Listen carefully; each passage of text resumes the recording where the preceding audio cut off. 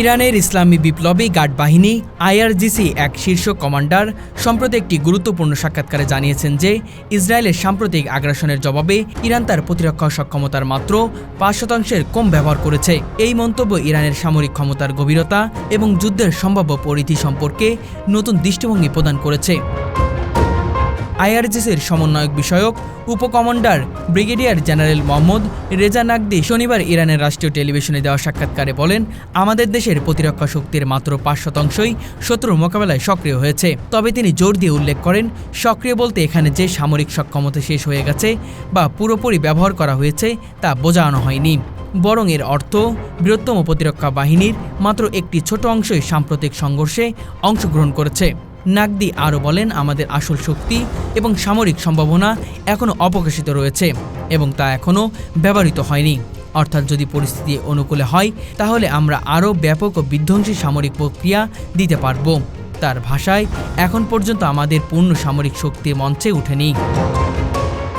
ইসরায়েলের ১৩ জনের আকস্মিক হামলার জবাবে ইরান ব্যাপক ব্যালিস্টিক ক্ষেপণাস্ত্র হামলা চালায়। এই পাল্টা আক্রমণে ইসরায়েল অধিকৃত অঞ্চলে বিভিন্ন পারমাণবিক ও সামরিক ঘাঁটি, শিল্প প্রতিষ্ঠান লক্ষ্যবস্তু হয়। ইরানের ক্ষেপণাস্ত্র হামলায় ব্যবহৃত কিছু ক্ষেপণাস্ত্র ছিল উচ্চগতির হাইপারসনিক প্রযুক্তি, যা সামরিক ক্ষেত্রের জন্য নতুন মাত্রা যোগ করেছে। অনলাইন ও সামরিক মাধ্যমে ছড়িয়ে পড়া ভিডিও ফুটেজ থেকে স্পষ্ট দেখা যায়, ইরানের পাল্টা হামলায় ইসরায়েলের সামরিক ঘাঁটিতে ব্যাপক ক্ষয়ক্ষতি হয়েছে, বিশেষ করে সেই ঘাঁটিগুলো সেখানে প্রথম হামলা চালানো হয়েছিল। অন্যদিকে যুক্তরাষ্ট্র তাদের অত্যাধিক থার্ড ক্ষেপণাস্ত্র প্রতিরক্ষা ব্যবস্থা সক্রিয় করে ইসরায়েলের পক্ষ থেকে এই হামলা প্রতিহত করতে 7টি থার্ড ইউনিটের মধ্যে অন্তত 2টি ইউনিট সক্রিয় করা হয়। সামরিক বিশ্লেষকদের মতে, এই প্রতিরক্ষায় ব্যবহারে সক্রিয় যুক্তরাষ্ট্র 12 দিনের মধ্যে প্রায় $80 মিলিয়ন ব্যয় করেছে, যা এর অঞ্চলের সামরিক ব্যয়ের মাত্রাকে প্রমাণ করে। জেনারেল নাকদি বলেন, আমাদের প্রতিরক্ষা ব্যবস্থা আকাশ প্রতিরক্ষা ব্যবস্থার বেশি ব্যবহৃত হয়েছে, কিন্তু আমাদের প্রকৃত শক্তি অবস্থিত আমাদের স্থল বাহিনীতে। তিনি আরও বলেন, আমরা সম্পূর্ণ সজ্জিত এবং প্রস্তুত। চাইলে এই গতিতে আমরা অনেক বছর শত্রুকে ক্ষেপণাস্ত্র হামলায় লক্ষ্যবস্তু করতে পারব। ইরানি সামরিক কর্মকর্তারা স্পষ্টভাবে ইঙ্গিত দিয়েছে যে যদি ইরান সত্যিকারের পূর্ণমাত্রায় প্রতিরোধমূলক বা আক্রমণাত্মক সামরিক ব্যবস্থা গ্রহণ করে তাহলে তা আগের তুলনায় অনেক গুণ বেশি ব্যাপক ও ধ্বংসাত্মক হবে। এই সমস্ত তথ্য ইরানের সামরিক সাক্ষাৎকার গভীরতা এবং তার কৌশলগত সহনশীলতার কথা তুলে ধরে। ইরানের পক্ষ থেকে সীমিত প্রতিক্রিয়া মূলত তাদের শক্তি সঞ্চয়ের কৌশল হিসেবে ব্যাখ্যা করা যায়, যা ভবিষ্যৎ বৃহত্তম সংঘর্ষের সম্ভাবনা তৈরির প্রেক্ষাপটে গুরুত্বপূর্ণ।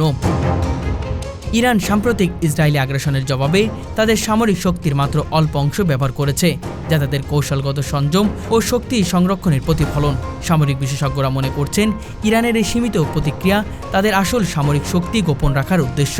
এতে করে তারা শত্রুকে বিভ্রান্ত করতে সক্ষম হচ্ছে এবং ভবিষ্যতে বড় ধরনের প্রতিহত চালানোর সুযোগ রেখে দিয়েছে। ইরানের ব্যালিস্টিক ও হাইপারসনিক ক্ষেপণাস্ত্র হামলা ইসরায়েলি গুরুত্বপূর্ণ লক্ষ্যস্থলগুলোতে দমনমুক্ত করে, তবে ইরান এখনও তাদের পরিপূর্ণ সামরিক শক্তি ব্যবহার করেনি, যা ভবিষ্যতে সংঘর্ষের মাত্রা বাড়ানোর ইঙ্গিত দেয়। প্রযুক্তিগত দিক থেকে ইরানের এই অগ্রগতি তাদের সামরিক শক্তিকে আন্তর্জাতিক মঞ্চে শক্তিশালী করে তুলেছে এবং তাদের প্রতিরক্ষা কৌশল নতুন মাত্রায় সংযোজন করেছে।